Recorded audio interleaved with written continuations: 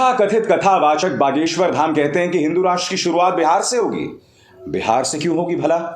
आखिर क्या वजह है कि बागेश्वर धाम भारतीय जनता पार्टी का राजनीतिक हथियार बने हुए हैं? और बिहार पर रहमो करम क्यों? इसके लिए आपको गौर करना पड़ेगा कुछ तस्वीरों पर। ये वीडियो देखिए दोस्तों। बिहार पहुंचते हैं बागेश्वर धाम और वहां पर उनकी आरती उतारी जा रही है और आरती उतारने वालों में कौन कौन है? भारतीय जनता पार्टी के नेता। कौन कौन है साहब? स्क्रीनशॉट में देखिए। गिरिराज सिंह, रविशंकर प्रसाद, अश्विनी चौबे, सम्राट चौधरी, राम कृपाल यादव, विजय कुमार सिन्हा, जैसे कि आप इस तस्वीर में देख सकते हैं दोस्तों। माननीय रिंकिया के पापा यानी सांसद मनोज तिवारी जो हैं उनके ड्राइवर तक बने हुए हैं। अब इस तस्वीर को देखिए। बागेश्वर धाम से कई साल उम्र में बड़े रविशंकर प्रसाद आशीर्वाद ले रहे हैं। आपको ये समझना पड़ेगा कि बिहार पर क्यों निगाह है बागेश्वर धाम की। और यही नहीं दोस्तों, बागेश्वर धाम वहां पहुंचते हैं, लालू प्रसाद यादव के बेटे तेज प्रताप उस पर एक बयान देते हैं, विवाद पैदा हो जाता है। आरजेडी के नेता भी उसका विरोध कर रहे हैं। और क्यों कर रहे हैं मैं आपको बताता हूं। क्योंकि बागेश्वर धाम लगातार राजनीतिक बयान दे रहे हैं। और वो राजनीतिक बयान क्या है? पहला बयान मैं आपको सुना चुका हूं, बाकी वो क्या क्या कह रहे हैं वो भी मैं आपको बतलाऊंगा। मगर आपको ये बात समझनी पड़ेगी कि आखिर क्यों बागेश्वर धाम इस तरह से बिहार पर निशाना साध रहे हैं। तो कुछ तस्वीरों पर गौर कीजिए। नीतीश कुमार को देखिए, अरविंद केजरीवाल से मिल रहे हैं, मल्लिकार्जुन खड़गे राहुल गांधी से मिल रहे हैं। इसके अलावा उद्धव ठाकरे से हाल ही में मिले। नीतीश कुमार विपक्ष को एक लड़ी में पिरोने के लिए लगातार कोशिशें कर रहे हैं। और फिर बिहार वो राज्य है जिसने जातीय जनगणना करवाने के लिए पेशकश की। यह बात अलग है कि अदालत ने उस पर पानी फेर दिया, वो एक अलग मुद्दा है। मगर जातीय जनगणना की जो पेशकश है या शुरुआत है वो बिहार ने की। तेजस्वी और नीतीश सबसे आगे आए, खास तौर से तेजस्वी। भारतीय जनता पार्टी को लग रहा है कि जातीय जनगणना जातियों में, खासकर पिछड़ी जातियों में इस तरह एका लाएगी कि उसका जो पूरा का पूरा धार्मिक पैंतरा जो है, हिंदुत्व का पैंतरा, वो फेल हो जाएगा।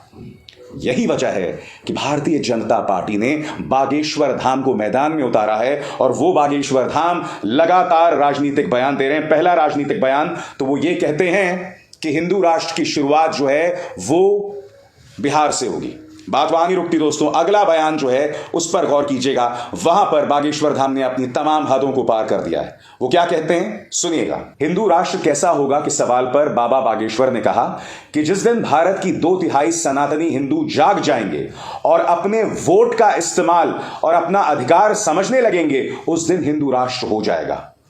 न तो हम राजनेता हैं और ना ही हम किसी का समर्थन करते हैं। हिंदू राष्ट्र हम पेपर पर नहीं, हिंदू राष्ट्र हम हृदय से चाहते हैं ताकि हमारी संस्कृति सुरक्षित रह जाए। दरअसल रविवार रात 11:55 पर बागेश्वर धाम ने फेसबुक लाइव किया और उसी फेसबुक लाइव में उनसे सवाल पूछा गया। यहां पर जिन शब्दों का इस्तेमाल कर रहे हैं उस पर गौर कीजिएगा। वो क्या कह रहे हैं? जिस दिन भारत के 2/3 सनातनी हिंदू जाग जाएंगे और अपने मत और अधिकार समझने लगेंगे, मत अपना वोट। अब स्वाभाविक सी बात है दोस्तों कि कहीं ना कहीं बागेश्वर धाम जो हैं वो राजनीति कर रहे हैं, वो वोटों की बात कर रहे हैं और बिहार में पहुंचकर वो इस तरह के बयानात दे रहे हैं। स्वाभाविक सी बात है, इस पर राजद की तल्ख टिप्पणी आएगी, नीतीश कुमार की पार्टी की तल्ख टिप्पणी आएगी। अब तेजस्वी यादव से पूछा गया कि आप बागेश्वर धाम के लिए कब समय निकालेंगे, तो इस पर तेजस्वी यादव क्या कहते हैं आपकी स्क्रीन पर। हम बिहार की जनता की सेवा और काम करने में अपना समय लगा रहे हैं। जहां हमारा समय उपयोगी होगा हम वहां समय देंगे। वहीं तेजस्वी यादव ने कांग्रेस की जीत पर कहा, जिस तरह से कर्नाटक की जनता ने बीजेपी को धूल चटाकर कांग्रेस को मौका दिया है, इससे साफ पता चलता है कि अब बीजेपी का पतन का दिन आ गया है। कर्नाटक में बीजेपी की ही हार नहीं हुई है, बल्कि प्रधानमंत्री नरेंद्र मोदी और गृह मंत्री अमित शाह के साथ तमाम बीजेपी के सहयोगी दलों की भी हार हुई है। दोस्तों, हमें ये नहीं भूलना चाहिए कि कर्नाटक में हार सिर्फ बीजेपी की नहीं थी। कर्नाटक में भारतीय जनता पार्टी ने हमारे श्रद्धेय हनुमान जी को एक हिंसक संगठन से जोड़ा था, यानी कि धर्म को और उग्र किया जा रहा था। और इन सब कोशिशों के बावजूद उनकी हार हुई। प्रधानमंत्री ने खुलेआम चुनाव आयोग के दिशा निर्देशों का उल्लंघन किया, धर्म के नाम पर वोट मांगा, फिर भी उन्हें हार का सामना करना पड़ा। मगर हाथ कंगन को आरसी क्या, पढ़े लिखे को फारसी क्या, भारतीय जनता पार्टी नहीं सुधरती। अब उसे लगता है कि हम इसी तरह से कथावाचकों को मैदान में उतारेंगे जो हमारे लिए राजनीति करेंगे। और सोने पे सुहागा, अगले साल जनवरी को राम मंदिर के कपाट खुल रहे हैं। आज मैं एक भविष्यवाणी करने वाला हूं दोस्तों, ध्यान से सुनिएगा। आप देखिएगा आने वाले दिनों में बागेश्वर धाम मध्य प्रदेश में भी इसी तरह से भाजपा की पिच पर खेलेंगे, राजस्थान में भी और छत्तीसगढ़ में भी। और चूंकि कांग्रेस के नेता खुद बागेश्वर धाम के दरबार में जाते हैं, कमलनाथ खुद उनके सामने नतमस्तक होते हैं, तो कांग्रेस तो उसका विरोध नहीं करेगी। मगर बागेश्वर धाम खुलेआम इस तरह के जो कथावाचना करेंगे और भारतीय जनता पार्टी के लिए अप्रत्यक्ष तौर पर वोट मांगेंगे।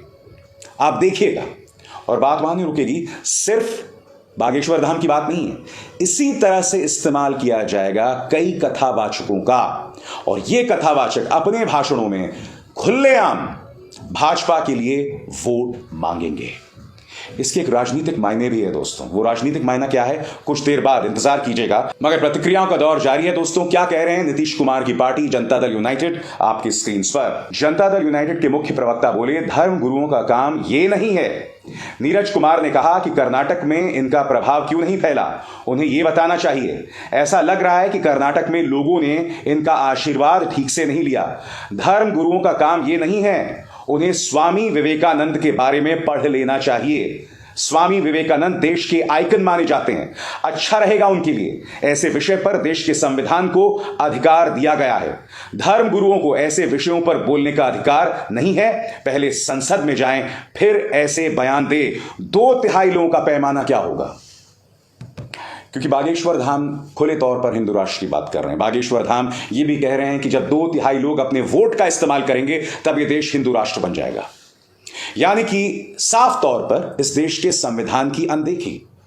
यही नहीं, वो ये भी कह रहे हैं कि भाई इस देश में रहना होगा तो जय श्री राम कहना होगा। इस तरह की भी शायद वो बयानबाजी कर रहे हैं। इससे उनकी नियत का पता चलता है। मगर मैं जानता हूं कि आपके जहन में एक सवाल होगा, जिस तरह से कथावाचक खुलकर भारतीय जनता पार्टी के पक्ष में आ रहे हैं, क्या यह कोई नई बात है? बिल्कुल नहीं। मैं आपको थोड़ा पीछे लेकर चलना चाहूंगा। बात है 90 के दशक की दोस्तों। मुझे याद है मैं उस वक्त कॉलेज में हुआ करता था और उस वक्त बाबरी नहीं ढाया गया था। घरों में कई लोग जाते थे और राम मंदिर के नाम पर चंदा इकट्ठा करते थे। मुझे अब भी याद है कि मेरे घर लोग आए थे और यह सब व्यापक पैमाने पर हुआ था। बड़े पैमाने पर ईंट पहुंचाई गई थी राम मंदिर के निर्माण में। और ये ना भूलिए, आज से 2 साल पहले 2020-21 में भी अचानक इस बात में तेजी आई थी। घर घर में लोग पहुंच रहे थे राम मंदिर के नाम पर पैसा इकट्ठा करने। मैं आपसे एक सवाल पूछना चाहता हूं, यह काम 90 के दशक से हो रहा है दोस्तों। क्या इस बात का कोई ऑडिट है कि हमारी श्रद्धा, हमारी आस्था के नाम पर जो पैसा इकट्ठा किया गया है, क्या वो सारा पैसा राम मंदिर में लगा है? यह सवाल पूछा जाना चाहिए। ऐसा कोई ऑडिट नहीं है दोस्तों। मैं जानता हूं आप में से कई लोग क्या कहेंगे कि भाई राम का कोई ऑडिट नहीं हो सकता। बिल्कुल, भगवान राम की तो कोई बात ही नहीं कर रहा है। बात यह किया जा रहा है कि राम की आस्था के नाम पर, राम मंदिर के नाम पर जो पैसे इकट्ठा किए गए हैं, वो पैसे कहां गए हैं? क्या वो राम मंदिर के निर्माण में गए हैं? या कहीं ऐसा तो नहीं है कि वो पैसा किसी पॉलिटिकल पार्टी की जेब में चले गए और उसी पैसे से विधायकों की खरीद फरोख्त होती है, विधायकों को एक राज्य से दूसरे राज्य में ले जाया जाता है? क्योंकि आप जानते हैं सीक्रेट इलेक्टोरल बॉन्ड्स का आशीर्वाद पहले से ही मिल रहा है। वो सीक्रेट इलेक्टोरल बॉन्ड्स जिसमें से 70% भाजपा की जेब में जाता है। तो हमारी आस्था के नाम पर जो पैसा इकट्ठा किया गया है, उसको लेकर क्या ऑडिट है? कहने का अर्थ क्या है दोस्तों? धर्म का इस्तेमाल भारतीय जनता पार्टी राजनीति के लिए हमेशा करती रही है। राम का इस्तेमाल 90 के दशक से हो रहा है। मैंने अपनी आंखों से देखा है, आप और हम लगातार देखते रहे हैं। अब इन्हीं कथावाचकों को मैदान में उतारा जा रहा है। बड़ा प्रश्न ये कि क्या मुझे बागेश्वर धाम पर आपत्ति है, क्या मुझे कथावाचकों पर आपत्ति है? तो इसका जवाब सुनिए। जो सो कॉल्ड कथावाचक मंच पर बैठकर अनर्गल कहेगा, अनाप शनाप कहेगा, कुछ भी कहेगा, माफ कीजिएगा, उसके लिए मेरे दिल में इज्जत नहीं हो सकती। मगर मेरे दिल में ब्रह्म कुमारी की शिवानी के लिए इज्जत है, क्योंकि आप उनके मुंह से कभी भी कोई अपशब्द नहीं सुनेंगे। मुरारी बापू को सुनिएगा, किस तरह से उन्होंने रामायण की व्याख्या की है उसे सुनिएगा आप कभी, और सुनते भी होंगे। या कभी आपने उनके मुंह से कोई गाली गलौज सुनी है? सुनिएगा श्री श्री रविशंकर को।